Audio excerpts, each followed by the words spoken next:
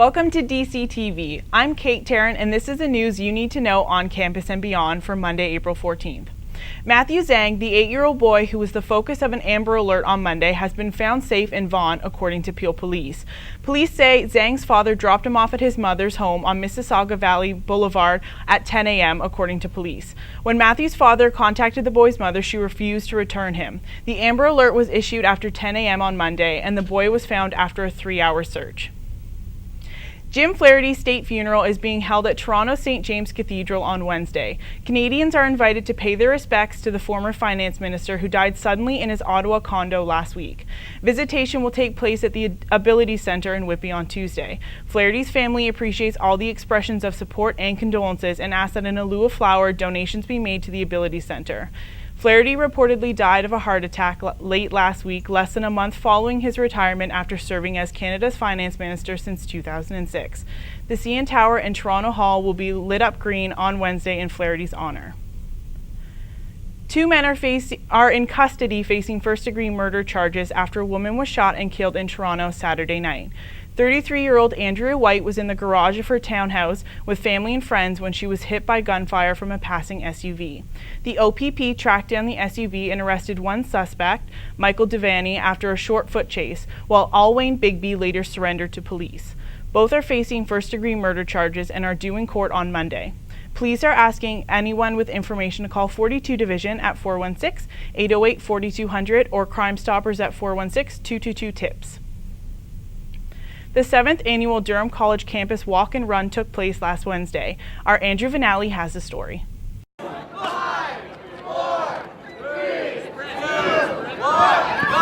On Wednesday, April 9th, over 200 students, faculty, and members of the community showed up to participate in the 7th annual campus walk and run to help raise money for charity. The racers started in front of the Student Wellness Center at 2:30 p.m. and would have to complete 2 easy laps around the campus. However, the Durham College Fire Cadets have decided to complete 4 laps around the campus. I talked with volunteer Michael Perkins about exactly what they're trying to accomplish here today. The whole purpose of this event is to fundraise for the Boys and Girls Club and specifically for their youth outreach programs. So basically, we're fundraising money to help youth who are at risk. With a $20 entry fee, the campus walk and run hopes to raise over $2,000 for the Boys and Girls Clubs and also raise awareness of children in need. The top 3 male and female racers will be going home with fabulous prizes including new shoes, backpacks, and reusable water bottles.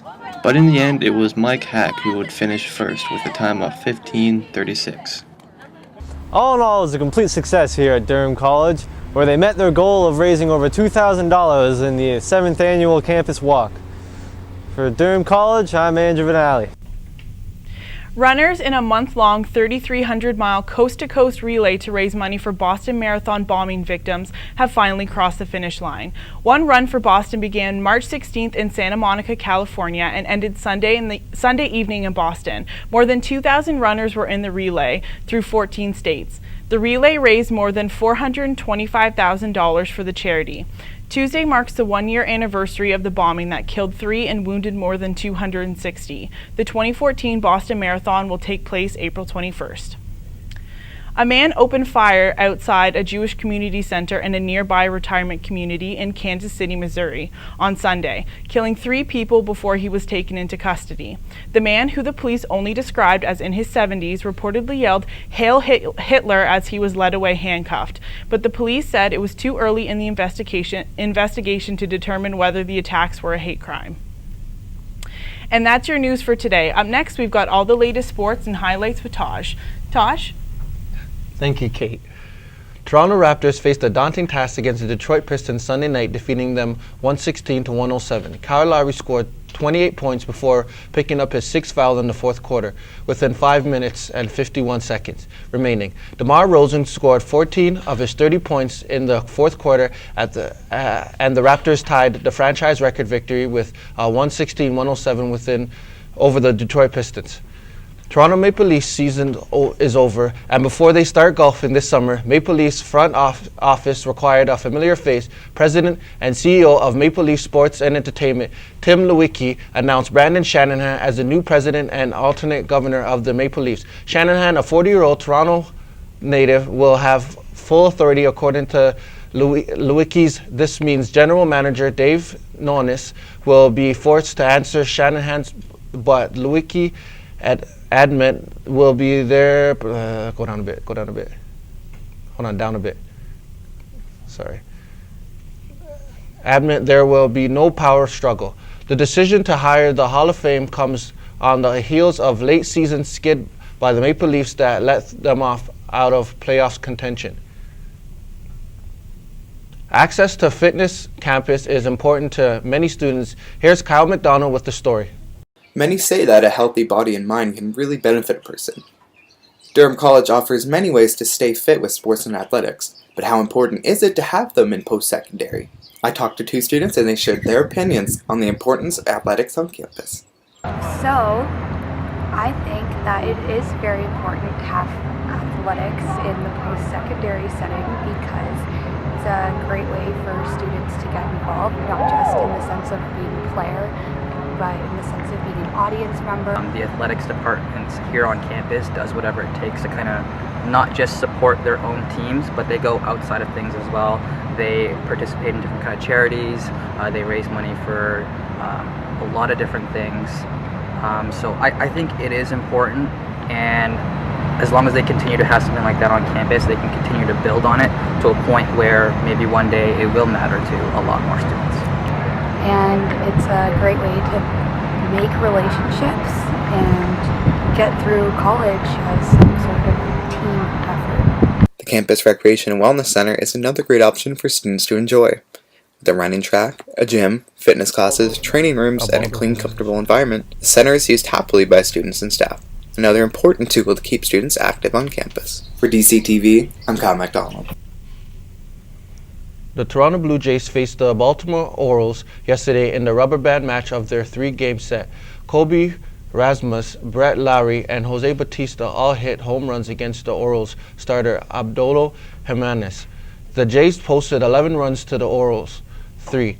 The Blue Jays take the first series against the Orioles. Valanciunas rebounds from his impaired driving charge that led to Toronto Raptors' victory. There has been a lot of hot spotlight on the 6'11" Valanciunas last week after he was charged with an impaired driving offense last week Wednesday.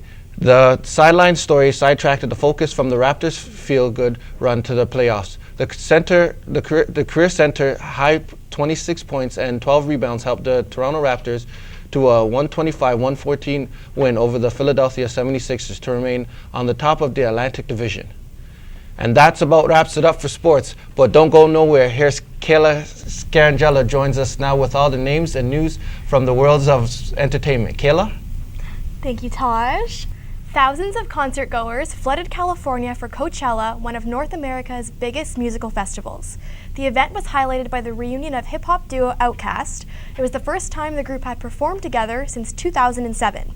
Other acts that performed over the weekend included Muse, Arcade Fire, Queens of the Stone Age, Motorhead, Nas, Fatboy Slim, and dozens more. On the stage wasn't the only place people spotted celebrities, though, as Leonardo DiCaprio, Jared Leto, and Katy Perry were all seen dancing in the crowd. Coachella will ramp up again on Friday for its second weekend. It's official. E.P. Taylor's famous pub nights are over until September of next semester for all Durham College and UIT students. The pub celebrated its This Is the End themed Last Blast event this past weekend. The event showed it was truly a blast since the entire place was packed for a sold-out event. Hope to see everyone back in September for EP's next First Blast. There hasn't been many scary movies out lately, but critics are saying the newest horror movie, Oculus, really brings it and literally leaves fans screaming for more. The WWE film was released this past Friday and so far has brought in $12 million. The story is about 2 siblings who confront a haunted mirror that was responsible for the death of their parents 11 years prior. It's a flick you don't want to miss. With Cirque du Soleil's new show, Verikai, comes to the General Motors Center, our Sammy Regan has this special report. The internationally acclaimed whimsical circus Cirque du Soleil is bringing their show Verikai to Oshawa. The title of the show Verikai comes from the Romani language of the Gypsies and means wherever. Now Oshawa is added to that, wherever. The show will be hosted at General Motors Center and presented by Desjardins Financial Group. Cirque du Soleil was created in 1984 by founders Guy Lalibert, Jill St. Croix, and Daniel Gauthier. The circus employs around 5,000 people and in 2010 raked in $850 million in revenue. The show will mesmerize you with such acts as the Flight of Icarus, the Triple Trapeze, and much more. You can find your ticket pricing, seating, and event options at www.generalmotorscenter.com.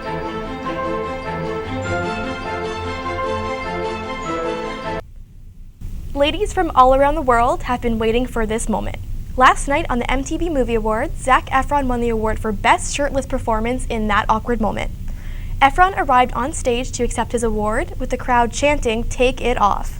When he failed to do so, the award presenter, Rita Ora, had no problem making sure his shirt was to come right off, as she ripped it off him on stage.